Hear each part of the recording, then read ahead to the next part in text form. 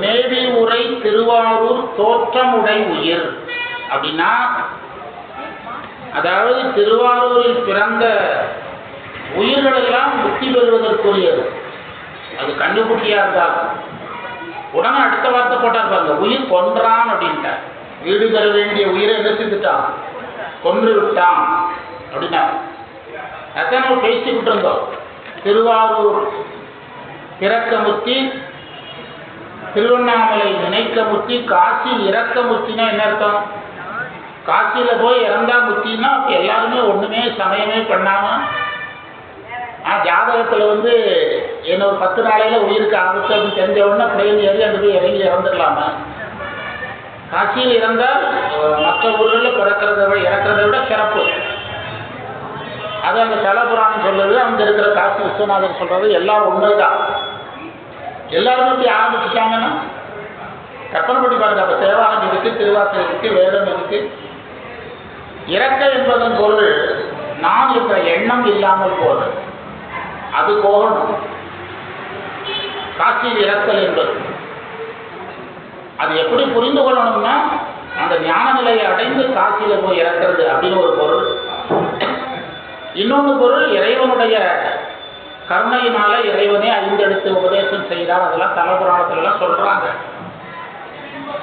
ஆனால் சித்தாந்தங்கிற மெஷர்மெண்ட்ல தான் எல்லாத்தையும் போடணும். அது போடணும்னா அர்த்தம் இல்லாமல் போயிடும். சிவபெருமான் பெட்டான் சாம்பானுக்கு சிவபெருமான் வந்து ஒருத்தருக்கு கடிதம் கொடுக்குறாரு. உமாபதி சிவாச்சாரியத்தை கொண்டு போய் கொடுத்துருங்க. அதில் என்ன கொடுத்த இவரே முக்தி கொடுக்கலாம். யாரு? சிவனே. உமாபதி சிவாச்சாரியருக்கு கொடுத்து விட்டதே கொஞ்சம் ஓவர் தான். அதை கொடுத்து விட்டுட்டு என்ன எழுதியிருக்கிறாரு? பெட்டான் சாம்பானுக்கு தீட்சை கொடுத்து முக்தி கொடுக்கவும். எல்லாத்தையுமே சைவ சித்தாந்த அளவுலேயும் பார்க்கணும். அருள் அது ஒரு பக்கம், எல்லாத்தையுமே எதுலையும் பார்க்கணும், சித்தாந்த அளவையிலையும் பார்க்கணும். நீங்க நான் சொல்ற கருத்து வலுப்பெறுவதற்கு என்ன வழின்னா, அந்த காலத்துல காசிக்கு எல்லா வயதினரும் போக மாட்டாங்க. அந்த வயது வந்த உடனேயே அந்த முனைப்பு என்ன செஞ்சிடும், போயிடும். அதனாலதான் அந்த காசி பயணங்கிறது யாருக்குன்னு வச்சாங்க அந்த காலத்துல. பக்குவம் வயது வந்தோடனே பக்குவம் தானா வரும், வயதுல இருந்தே ஒரு பக்குவம் வரும். இப்போ வந்து விமான வசதி நிறையா இருக்குது, போக்குவரத்து வசதி நிறையா இருக்குது, பொருளாதார வசதி நிறையா இருக்குது. எல்லாரும் ஆசைப்பட்டவங்களாம் எங்கே கிளம்புறாங்க. ஆமாம், நான் இதை 10 வருஷமா சொல்லிட்டு இருக்கிறேன். கொஞ்சம் பக்குவப்பட்டுட்டு காட்சி போங்கன்னு ரொம்ப நாளாக சொல்லிட்டு இருக்கேன். அதுக்கு நிறைய ஆதாரங்கள் சொல்லிட்டு இருக்கிறேன். ஒரு ஆதாரம் தான் திருக்கேதாரம் பதிகம். எப்படி தொடங்குது? தொண்டர் அஞ்சி களிரும் அடக்கி அப்படின்னா என்ன அர்த்தம்? ஐம்புலங்களை அடக்கின்னு தான் ஆரம்பிக்கிறார் ஞானசம்பந்தர். அவருடைய எந்த பதிகமும் இப்படி தொடங்கினதே கிடையாது, பெரிய அளவில் இருக்காது. ஐம்புலங்களை அடக்கி பக்குவப்பட்டு வென்று ரொம்ப பக்குவப்பட்டவங்களுக்கு தான் காசி யாத்திரை. இப்போ நீங்கள் இஸ்லாமியர்கள் எடுத்துக்கிட்டா எல்லாருமே எந்த யாத்திரையும் போக மாட்டாங்க. வயது வரம்பு இருக்கு, எல்லாரும் போக முடியாது, வயது வரம்பு இருக்கு. அவங்களுக்குள்ளேயே இப்படி பேசுவாங்க. நான் அந்த இஸ்லாமியர்கள் கூட தொடர்பில் இருக்கிறதுனால சொல்கிறேன். அவங்க வீட்டில் தான் 10 வருஷம் குடியிருந்தேன்.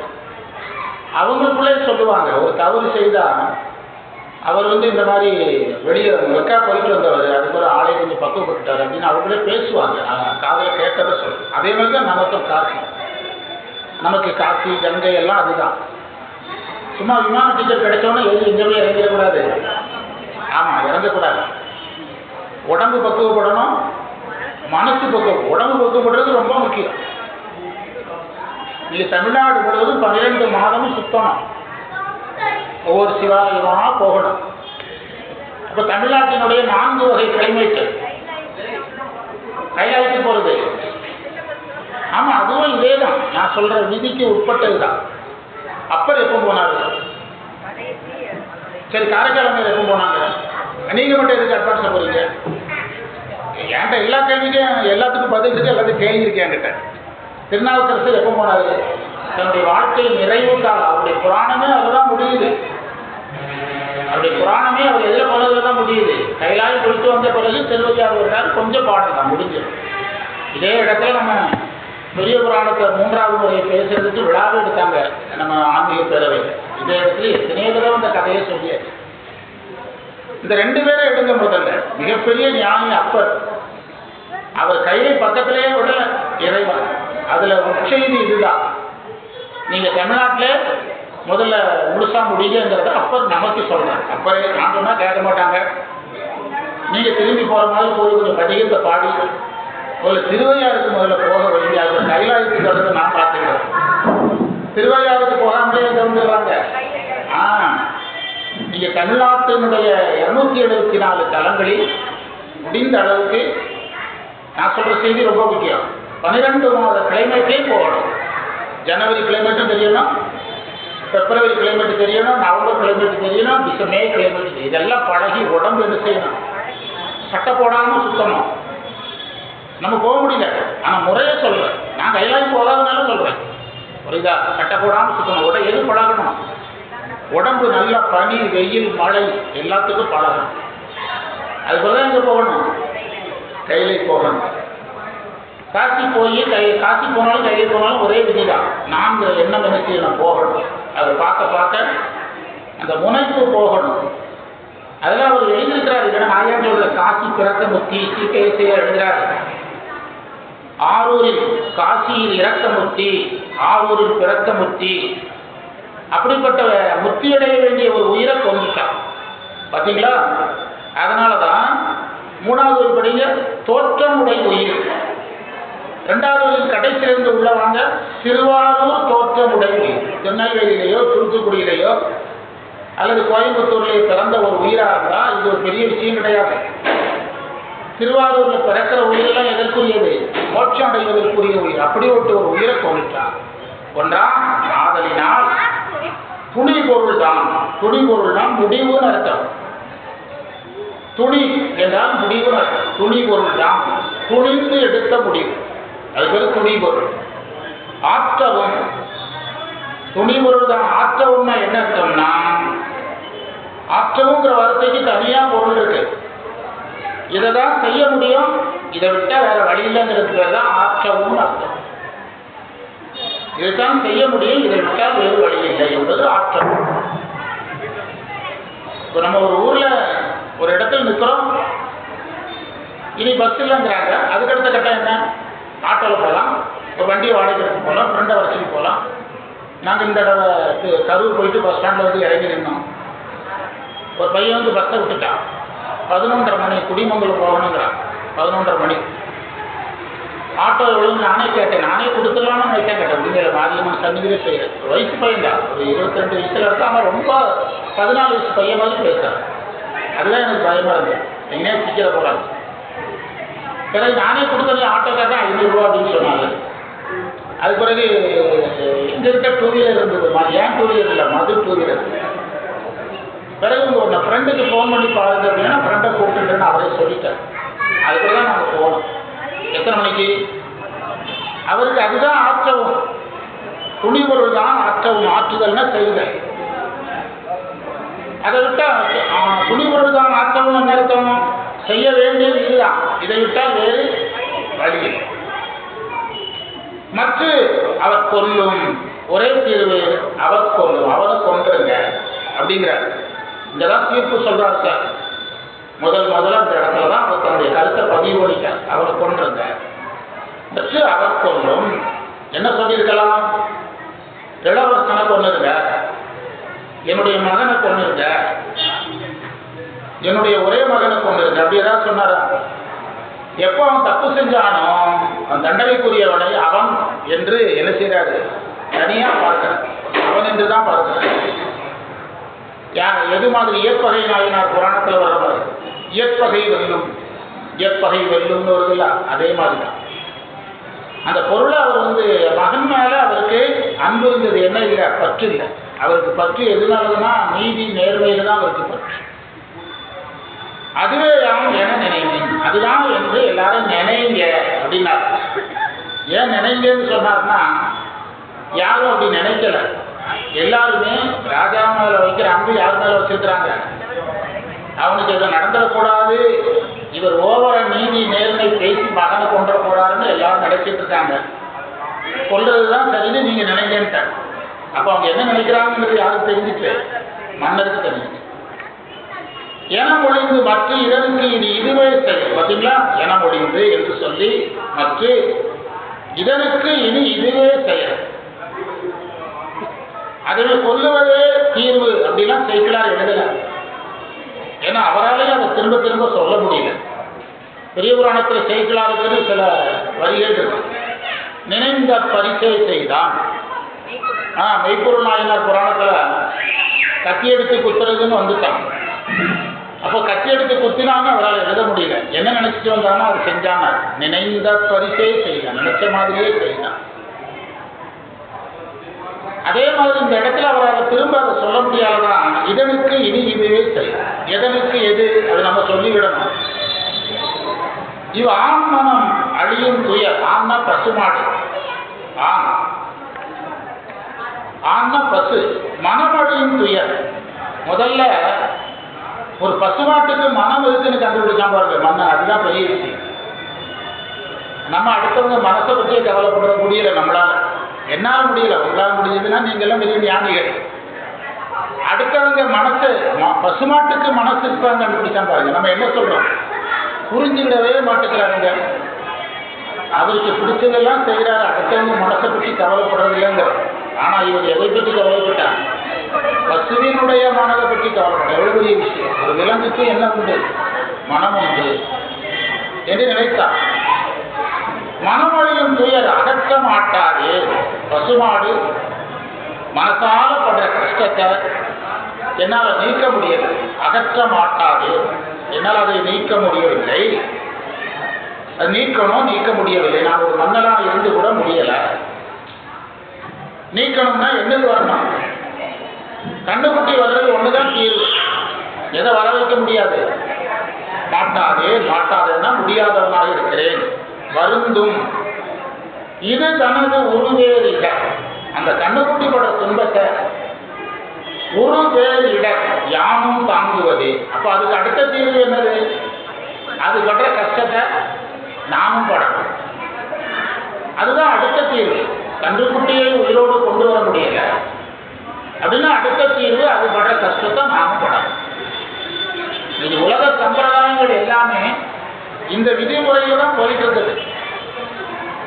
ஒரு நம்ம உறவினரோ யாரோ ஒருத்தர் வயதானவர் இறந்துடுறாங்க, நாங்கள் போனவர் எந்திரிச்சிருவார். அவர் சொன்னாரா இந்த மாதிரி தம்பி வந்தாருன்னா எந்திரிச்சிருவார். இப்போ நான் கிளம்புறேன், அவர் வந்தவொடனே சொல்லுங்க எந்திரிச்சிருன்னு அவர் சொல்கிறாரா? இல்லை, இறந்தது என்னதான் ஆண்டாண்டு காலம் அழுது புரண்டாலும் ஆண்டவர் என்ன செய்வதில்லை, வருவதில்லைங்கிறது தான் நம்முடைய நீர், இயற்கை நீர். அப்போ நம்ம அவர் தான் இறந்துட்டாரா? இது என்னுடைய நிலைமையெல்லாம் எங்கள் வீட்டு பக்கம் ரொம்ப வேண்டிய ஒருத்தர் இறந்துட்டார்.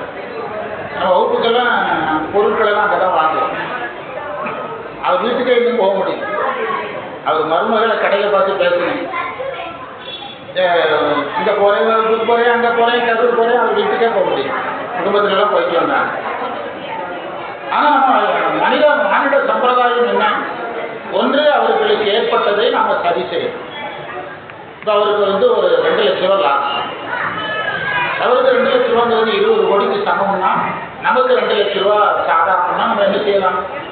பொருளை கொடுத்து சமப்படுத்தலாம். அது முடியாத போது அவங்க படுற கஷ்டத்தை நாமளும் அனுபவிக்கணும். இதுதான் வாழ்வியல் சம்பிரதாயம்.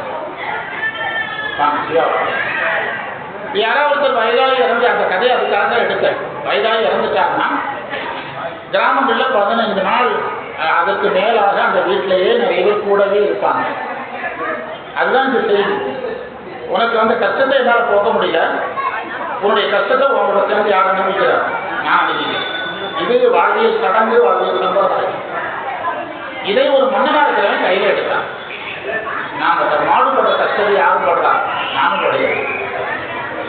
மகிழ்ச்சியை பலர் அதில் சிகிச்சையை எழுத, மகிழ்ச்சியை பலர் பகிர்ந்து கொண்டால் மகிழ்ச்சி அதிகமாகும், மகிழ்ச்சி அதிகமாகும். நீங்களாம் வந்ததுனால எனக்கு பயங்கர சந்தோஷமாயிட்டு அப்படின்னு சொல்றாங்கல்ல. நம்ம ஒரு நிகழ்ச்சிக்கு போனால் கூட நம்ம திருமுறை வகுப்புக்கு நிறைய மாணவர்கள் இந்த தடவை சொன்ன மாதிரியே நான் நாளைக்கு சித்தாந்த வகுப்பு நமக்கு எல்லாரும் வந்துருங்க, யாரும் வராமல் இருக்கிறாங்க.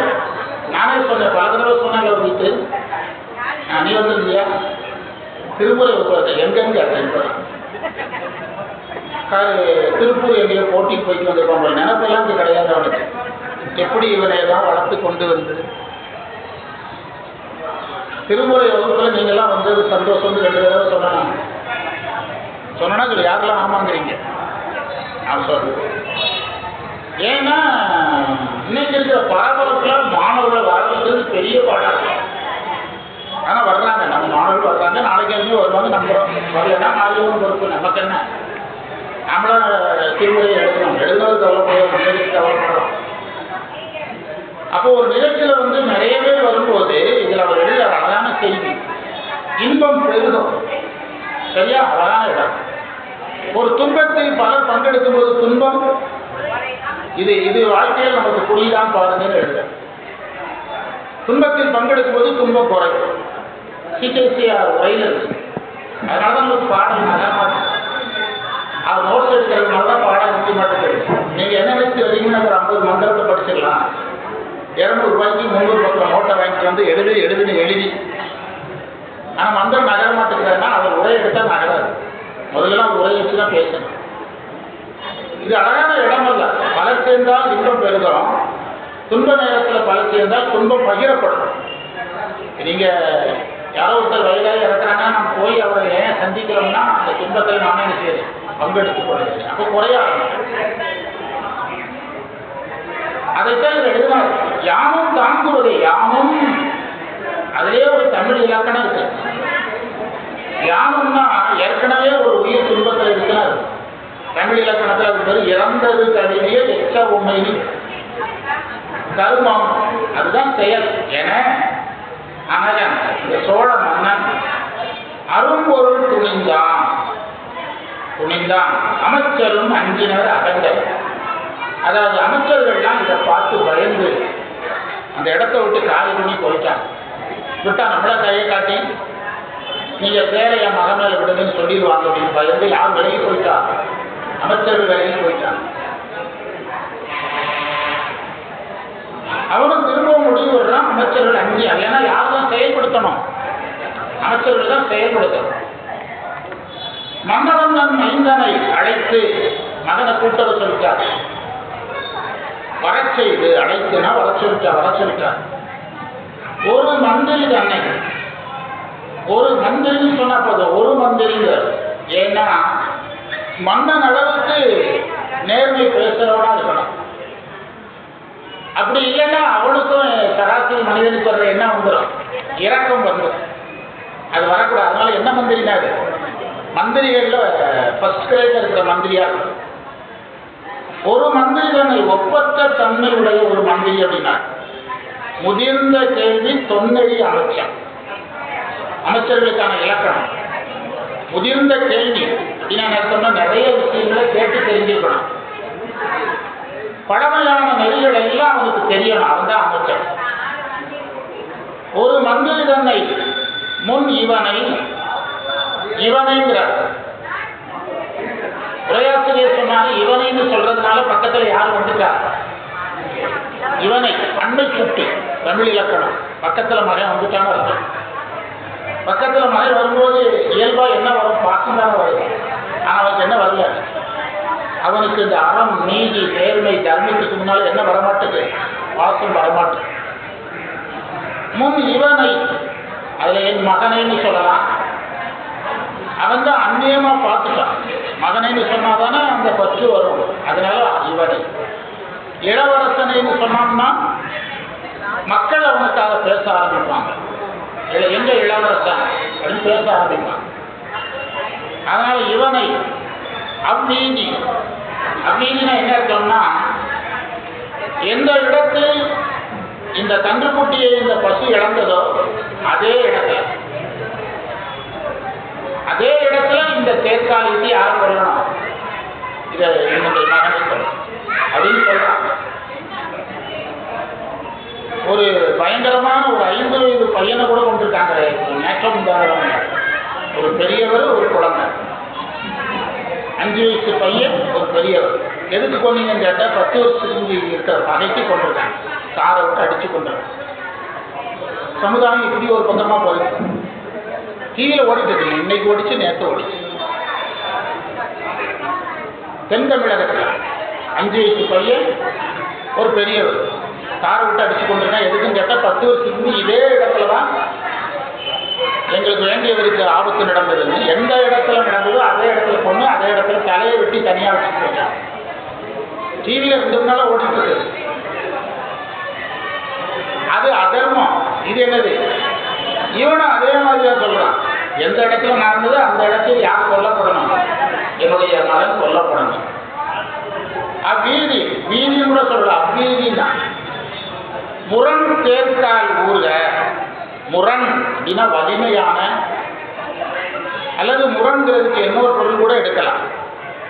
தேர்காலுக்கு இப்படி கொள்றது வேலையா, அது சும்மா ஓடிட்டு இருக்கிறது வேலையா?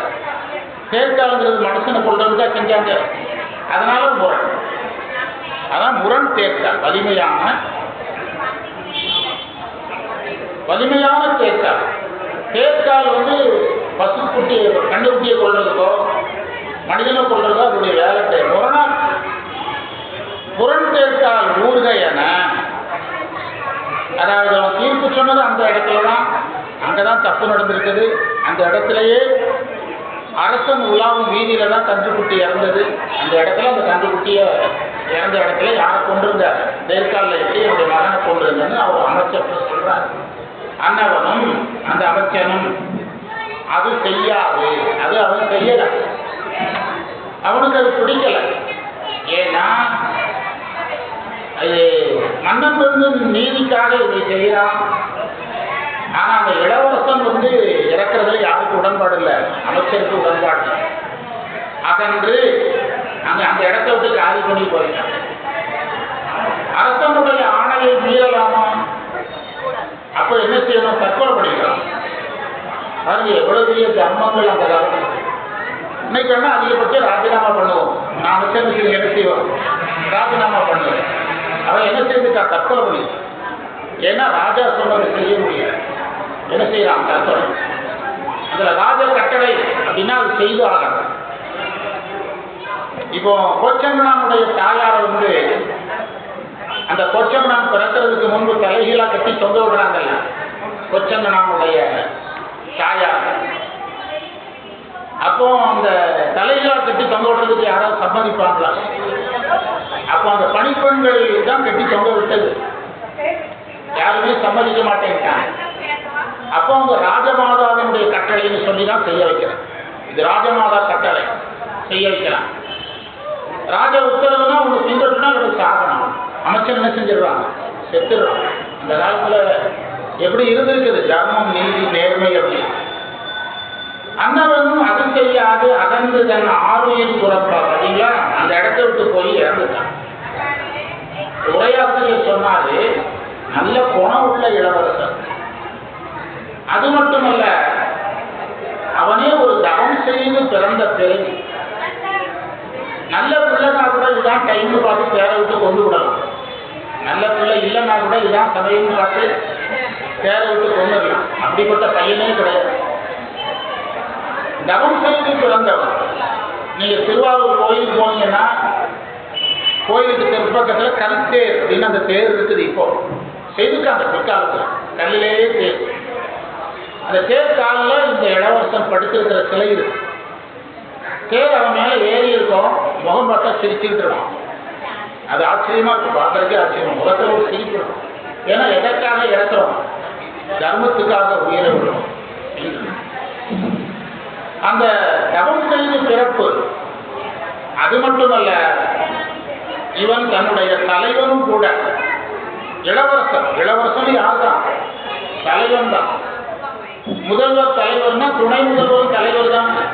அப்ப இவன் இளவரசன் யாருக்கு சமம், தலைவன். இந்த மூன்று காரணங்களை சி.கே. சுப்பிரமணிய முதலியார் உரையில சொல்றார். ஒன்று, நல்ல குணமுடையவன். என்னோட தவம் செஞ்சு பிறந்துட்டான். இன்னொன்று, என்னதான் இருந்தாலும் எனக்கும் எஜமான். எனக்கும் யாரு, இந்த வரி அப்படியே இருக்கிற எஜமான். அதாவது அதனால இந்த வேலையை நம்ம செய்ய வேண்டாம், நம்ம இறந்துடலாம், செஞ்சிடலாம். இறந்து அமைச்சன் இறந்துடலாம். தன்னுடைய குலமகனை தான் கொண்டு மருது அணைந்தான். கடைசியில் பார்த்தான், இனி இன்னொரு அமைச்சரை கூப்பிட்டு அவனும் இதே வேலையை தான் பண்ணுவான். இது என்ன நல்லாவே இல்லைன்னு சொல்லி கடைசியில் யாரை இறங்குறதுன்னு முடிவு பண்ணிட்டான். அவனை மரணிச்ச உடனே அந்த வேலையில இறங்குறான். அதாவது இந்த ஹிட்லருடைய வரலாற்றில் ஒரு செய்தி இருக்குது. ஹிட்லருடைய வரலாற்றில் ஹிட்லருடைய இராணுவம் மிக கட்டுப்பாடாக இருந்துச்சு. சைனா மாதிரி ரொம்ப கட்டுப்பாடாக இருந்தது ஹிட்லருடைய இராணுவம். ஹிட்லருடைய வெற்றிக்கு எல்லாமே அவருடைய கட்டுப்பாடு தான் காரணமாக இருந்துச்சு. இதை ஆராய்ச்சி பண்ணுறதுக்காக ஒரு பத்திரிகைக்காரன் அவருடைய இராணுவ முகாமுக்கே போனான். யாருடைய இராணுவ முகாமுக்கு, ஹிட்லருடைய இராணுவ முகாமுக்கே போய் உங்கள் வெற்றியின் ரகசியம் என்னன்னு கேட்டால் அவர் எல்லாம் சொன்னார். இராணுவத்தை அவ்வளவு கட்டுப்பாடாக வச்சிருக்கிறேன் அப்படிங்கிறார் ஹிட்லர். உங்களுடைய அதிகபட்ச கட்டுப்பாடை செய்து காட்டுங்க அப்படின்னா, இங்கேருந்து மாநில இராணுவ வீரர்கள் நடமாடிட்டு இருந்தாங்க ஓய்வு நேரத்தில். இப்படித்தான கையை காட்டி கீழே குதி நேரம் குடிச்சு சேர்த்துட்டான். யாரு, வீரன் வந்து சேர்த்துட்டான். புரிஞ்சுதா அப்படின்னா, அதுக்கு இவன் என்ன செய்தான்னா, கொஞ்சம் ஒரு நிமிஷம் பொறுங்கன்ட்டு இவன் மேலே போய் அவங்கள்ட்ட பேட்டி எடுத்தான். ஏன்டா அவன் சொன்னாங்க நீங்களே சாகுறீங்கன்னா, இவங்கிட்ட வேலை பார்த்துட்டு அது எவ்வளோ பரவாயில்ல. இவங்க எப்படியும் ராணுவத்தில் சாக வைக்க போகிறான், அதுக்கு இங்கேயே செத்துக்காக நம்ம தனியாக செத்தோம்னா குடும்பத்துக்காக தெரியும் அப்படின்னு அவங்க சொன்னாங்கிறது நடந்த செய்யும். ஹிட்லருடைய வரலாற்று நடந்த செய்யும். ஆனால் இங்கே அப்படி கிடையாது. புரியுதா, அது அதர்மம், இது என்னது தர்மம். தன்னுடைய குலமகனை தான் கொண்டு மருது அணைந்தான். அந்த தெருவுக்குள்ள போறான். இந்த இடத்துல ஒரு திருக்குறளை உரையாசிரியர் சொல்றார். தன்னுயிர் நீப்பினும் செய்யற்க தான் எழுதி இன்னுயிர் நீக்கும் வினை. உன் உயிர் போனாலும் பரவாயில்ல, அடுத்த உயிரை கொள்ளார். அந்த திருக்குறளை இந்த இடத்துல உரையாசிரியர் சொல்றார். தன்னுயிர் நீப்பினும் செய்யற்க தான் எழுதி இன்னுயிர் நீக்கும் வினை. உன்னுடைய உயிர் போனா போயிட்டு போட்டு, அடுத்த உயிர் போறதுக்கு நீ யாரா இருக்காது, காரணமாக இருக்காது. அந்த திருக்குறளை தான் யார் பின்பற்றியிருக்கிறார்? அந்த அமைச்சர் பின்பற்றியிருக்கிறார். இதைத்தான் நம்ம ஜீவகாருண்யம்ங்கிறோம். வள்ளலார் இதைத்தான் ஜீவகாருண்யமா எடுக்கிறாரு. இதை சேர்க்கிறார். ஏன் முதல்ல வச்சு கதையை தொடங்குறாருன்னா, இந்த கதையெல்லாம் சொல்லிதான் பெரிய புராணத்தை சொல்லணும்னு எந்த விதியும் கிடையாது. பெரிய புராணத்தில் தில்லைவாழ் அண்டனர்தம் அடியார்க்கும் அடியேன்னா நீர்வளம், நிலவளம், ஆற்று வளம், நாட்டு வளம் எல்லாம் சொல்லிட்டு நேரே தில்லைவாழ் அண்டனர்னு போயிடலாம். இந்த கதையை முதல்ல சொல்றாரு அப்படின்னா, சைவங்கிறது உயிர்கள் மேல் கொண்ட அன்பு தான் சைவம். அதை பதிவு பண்றார். உள்ள மெய்ப்பொருள் நாயனார் வர்றாரு. தன்னை குத்தியவனை கூட நிற்கிறாரு. தக்கா நமர் என தடுத்து வீழ்ந்தா கதையா உள்ளவர். சைவங்கிறது பேசுறதோ சைவம் சார்ந்த எந்த வேலை செய்தாலும் அது ஒரு சாதனம் தான். சைவத்துக்கு நீங்க வந்ததனுடைய நோக்கம் எல்லா உயிர்கள் மேலேயும் என்ன இருக்கணும்? எல்லா உயிர்கள் மேலேயும் அன்பு காட்டுறது தான் சைவ சமயத்தினுடைய நோக்கம். அதை நமக்கு உணர வைக்கிறதுக்காகத்தான் இந்த கதையை யார் முன்னால் எடுக்கிறார்? சேக்கிழார் இந்த கதையை சொல்றார். இந்த கதையை தான் மனுமுறை கண்ட வாசகம் என்று இந்த தாக்கம் யாருக்கு? வள்ளலாருக்கு ஏற்பட்டது. மனுமுறை கண்ட வாசகம் ஒரு நூலே எழுதினார். யாரு? வள்ளலார்.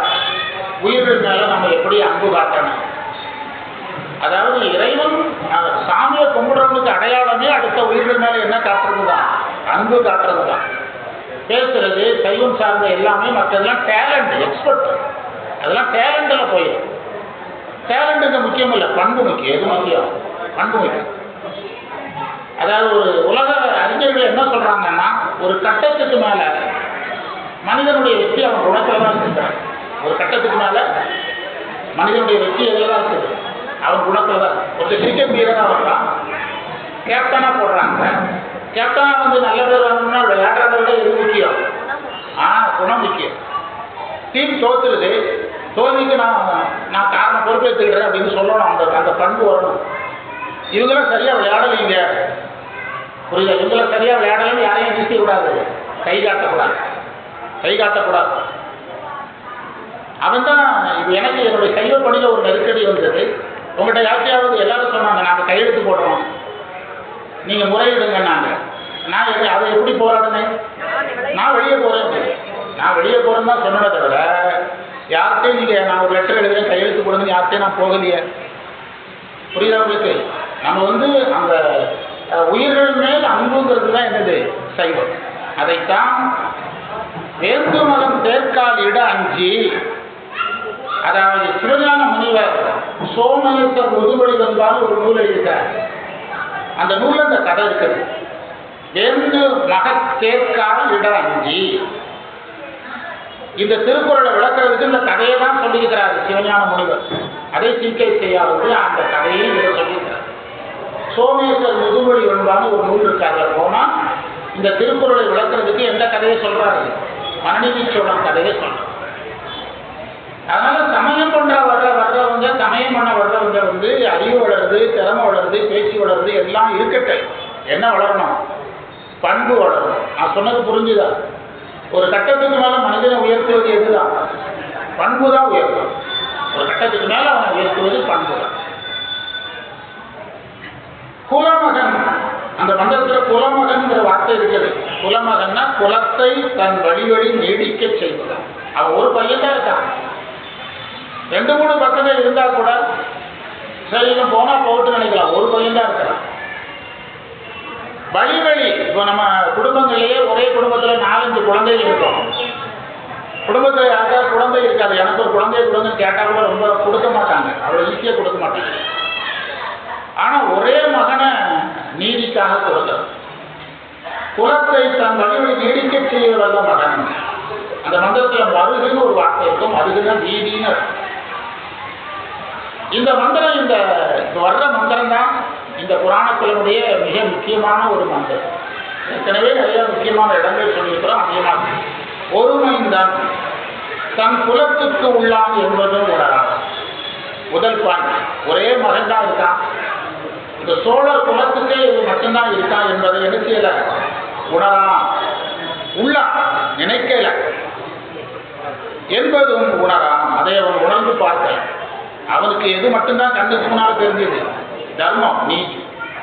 தர்மம் தன் வழிக்கொள்கை கடன் என்று எதன் வழியில போகணும்? தர்ம வழியில போகணும்.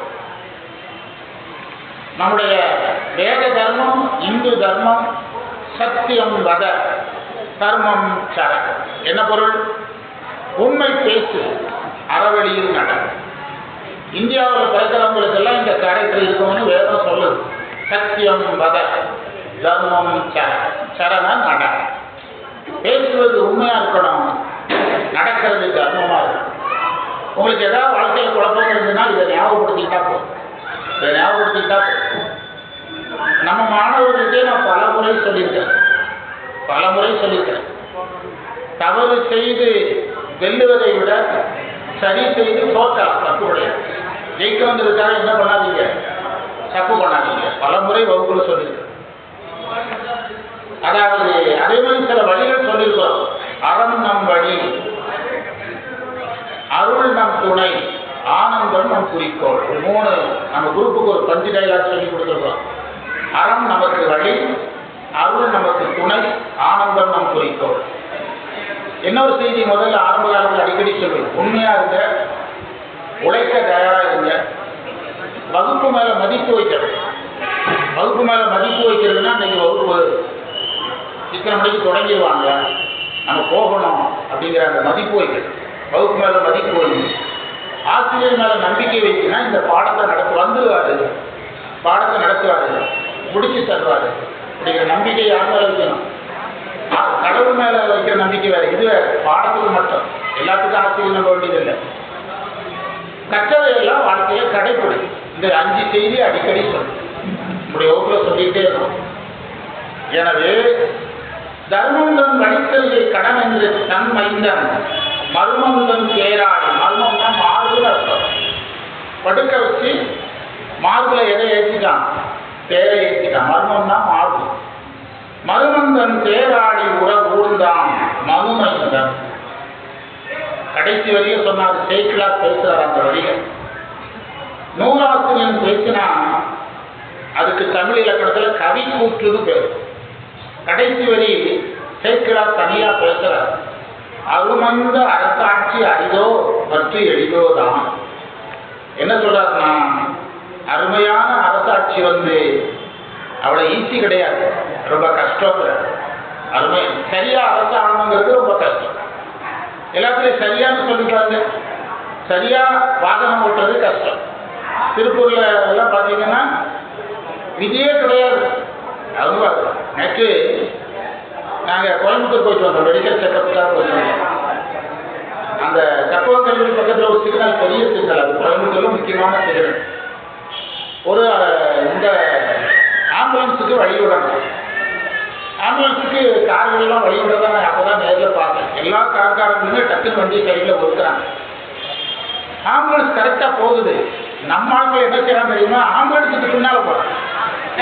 ஆமாம், இப்படியெல்லாம் யோசிக்கிறாங்க. சார் எங்கேருந்து தான் உங்களுக்கு மூளை? இதுக்கெல்லாம் நல்லா மூளை வச்சு ஆம்புலன்ஸுக்கு பின்னால் பெரிய கார்லையும் தூங்குது, கம்மோட பிச்சுட்டு போகிறாங்க. வழி விட்டது யாருக்காக மட்டும்? ஆம்புலன்ஸுக்கு சிக்னலே வழி விடுது. அந்த சிக்னலை பிடிச்சிட்டு ஆம்புலன்ஸ் போனால் ஒன்றும் சொன்னாலும் விதிமுறைகளை மீறுறதில்ல. ஒரு அரபு நாட்டு சுல்தான்கிட்ட வேலை பார்த்த ஒருத்தர் எங்க கூட வேதாந்தம் படித்தார். தங்கவேலு, நீங்கள் விசாரிச்சுருங்க யாருன்னு கேட்டு. அவருடைய வீடு காந்தி நகர் பக்கத்தில் இருந்து தங்கவேலு அவருடைய பேர். அவங்க இப்போ கோயம்புத்தூர் போயிட்டாங்க. நம்ம கண்ணன் மியூசிக் டீச்சர் இருக்கிறாங்கல்ல, அவர்கிட்ட தான் ஒரு பேரன் எல்லாம் பாடம் படித்தாங்க. நல்லா புரியும்படி சொல்லணும்னா அவர் சகோதரர் நம்ம சத்யராஜ் சார் இருக்காங்கல்ல, அவருடைய தோப்பா அவர் தான் அக்ரி ஆஃபீஸர். அவர் அதுலேருந்து ஓய்வு பெற்றவர். தோப்பை இவர் தான் பார்த்தார். அதுக்கான ஓய்வுனா ஒர்க் போடணும், அதை பார்த்தவர் அவர். இப்போ நீங்கள் கண்டுபிடிச்சிருங்க, ஏன்னா நான் ஆதாரமாக எதுவும் சொல்கிறதில்ல. அவர் இந்த அரபு நாட்டு சுல்தானுக்கு டிரைவராக இருக்கார். அவர் சொல்லுவார், தமிழ்நாட்டுக்குள்ள வண்டி ஓட்டுறதுன்னா அதை விட பெரிய தண்டனை ஒன்றும் கிடையாது. ஏன்னா எந்த விதிகளையும் பெரிதும் பின்பற்றது இல்லை. ஆனால் அரபு நாட்டில் எது ரொம்ப பின்பற்றுறாங்க, விதிகளை பின்பற்றுறாங்கன்னு சொல்லி புலம்புவார். அவரோட காரில் போனால் புலம்புவார். அப்பாசர் கார் வச்சிருந்தார். திடீர்னு எடுத்து எங்கள் வீட்டுக்கு வந்துடுவார். அவர் வீட்டுக்கு நாங்கள் தான் அடிக்கடி போவோம்.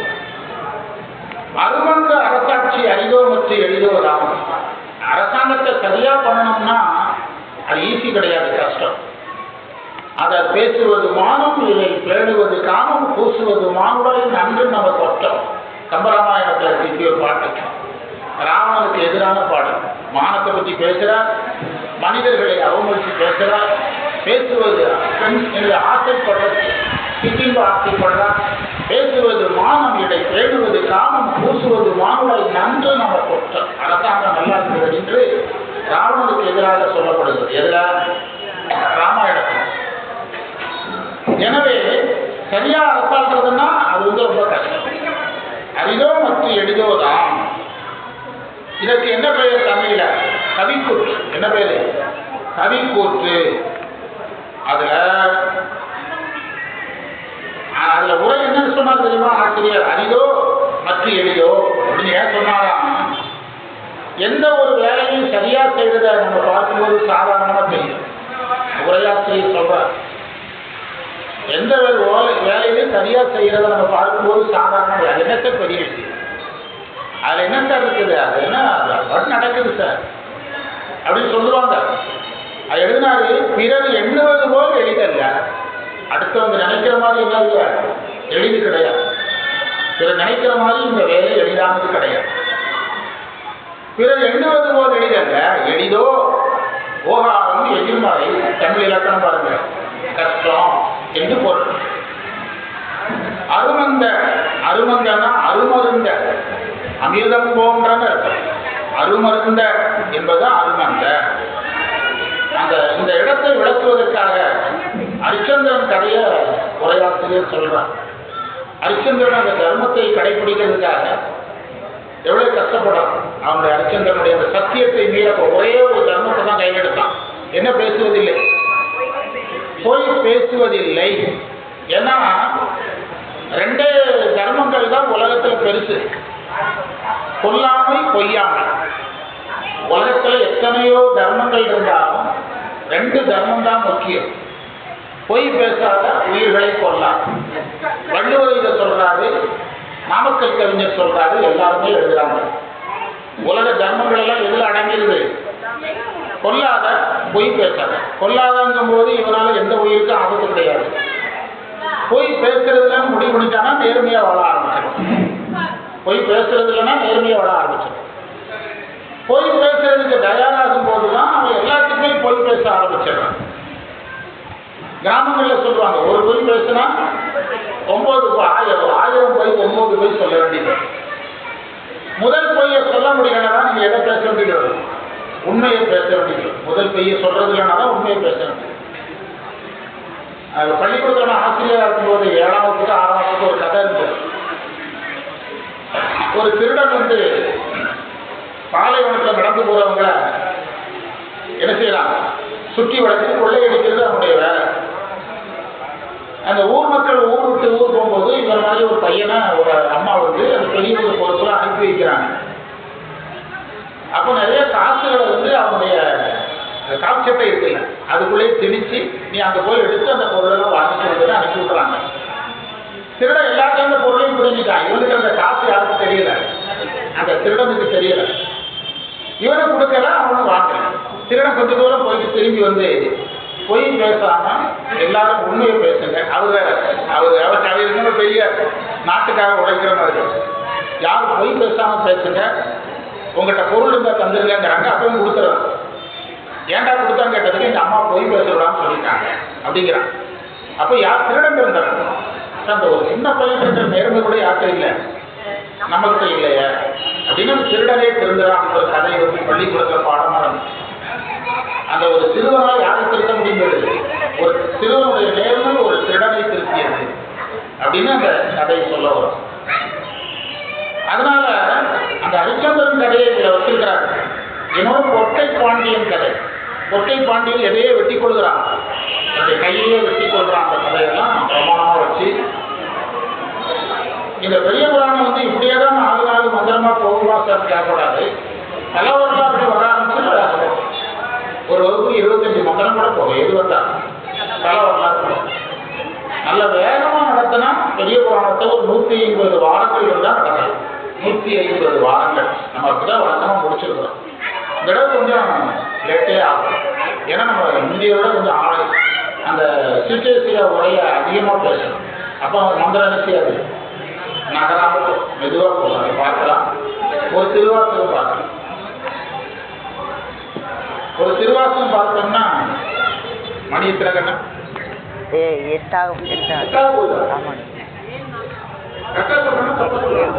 நிமிஷம் இருக்குங்க. 10 நிமிஷத்துல திருவாசகம் முடிக்கணும்.